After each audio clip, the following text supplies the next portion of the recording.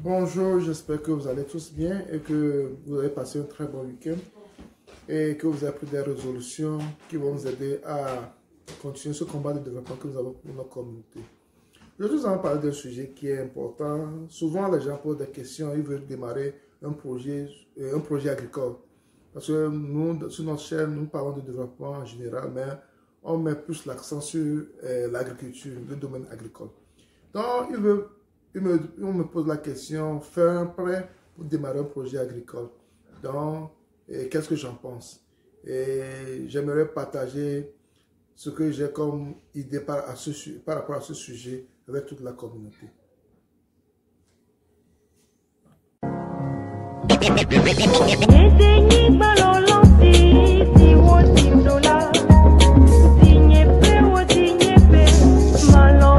Si vous me suivez actuellement, c'est parce que le développement de l'Afrique en général et en agriculture et l'élevage vous sont importants comme émotion également. Donc, si vous avez deux choses à faire pour nous encourager à faire plus pour vous, c'est un, de vous abonner à notre chaîne, deux, c'est de cliquer sur la cloche de notification pour recevoir toutes nos vidéos chaque fois que nous avons publié. Des fois, si nous publions ce que nous faisons au niveau de notre ferme S2A, et vous pouvez également suivre cela. Et si vous avez des questions ou des compléments, vous pouvez nous les donner en commentaire pour pouvoir nous aider à améliorer ce que nous faisons pour la communauté. Ce sujet nous est très important. Souvent, les gens me posent la question de savoir s'il faut faire un prêt. Je veux faire un prêt pour démarrer un projet agricole. Par expérience, ce que moi je vais dire par rapport à ce sujet, c'est que c'est très dangereux. C'est très dangereux de faire un prêt pour démarrer un projet agricole.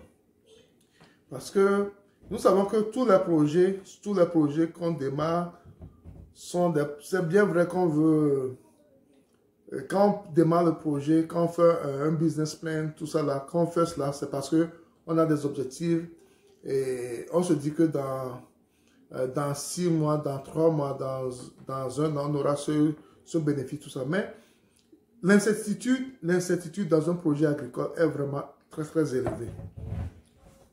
L'incertitude, les imprévus dans un projet agricole sont à considérer énormément.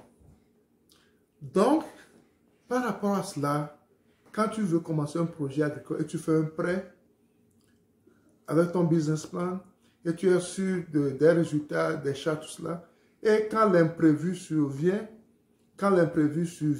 d'une manière inattendue, ton business plan est à l'eau.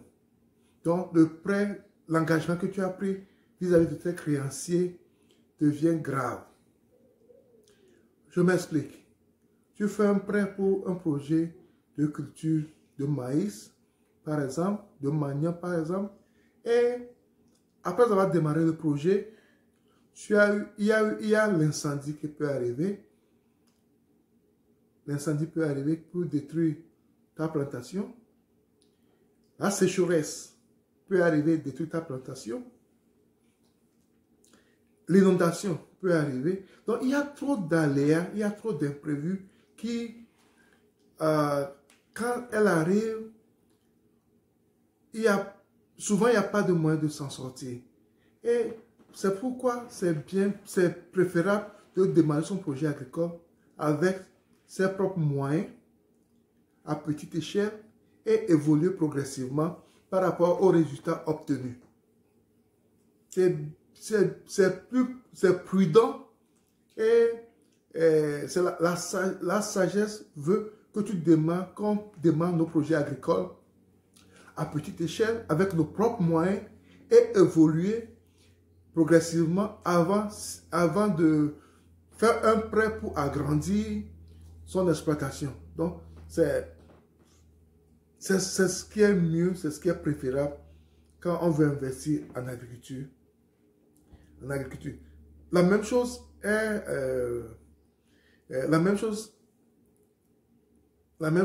peut se faire au niveau de l'élevage également. Si tu fais un prêt pour démarrer les pondeuses par exemple, ou bien les poulets de chien par exemple, ou bien les porcs par exemple, et tu as eu la grippe aviaire qui attaque ton poulailler, tout ce que tu as fait est à l'eau. Alors que tu as fait un prêt pour pouvoir démarrer ce projet. Ça veut dire que tu te mets dans des problèmes. Tu fais un prêt pour démarrer les porcs. Bon, je prends souvent l'élevage que nous avons l'habitude de faire. C'est pourquoi j'ai pris quelques exemples. Pour les porcs, par exemple, il y a la peste porcine qui attaque ton cheptel et tu perds tout. Donc, ça, ce sont des risques du métier. Par rapport à ces risques, il est préférable de commencer petit à petit avec le peu de moyens que nous avons et évoluer progressivement. Là, ça te met en sécurité.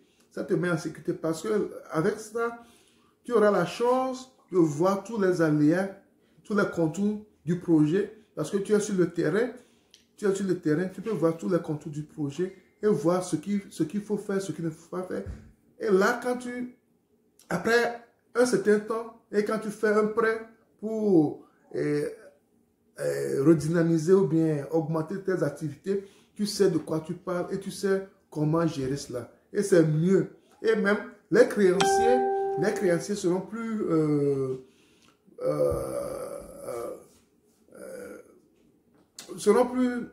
aptes à t'aider quand ils savent que tu as déjà commencé, tu as des preuves sur le terrain. Donc, en gros, démarrer un projet, faire un prêt pour démarrer un projet, moi, personnellement, je vous le déconseille. Ce n'est pas prudent. Parce que les aléas, les imprévus dans un projet agricole sont très, très nombreux. Et démarrer un projet avec l'argent de quelqu'un, l'argent d'autrui, c'est se mettre en danger.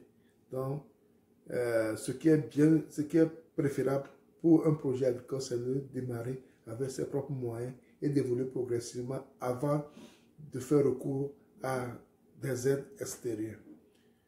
Merci et à la prochaine.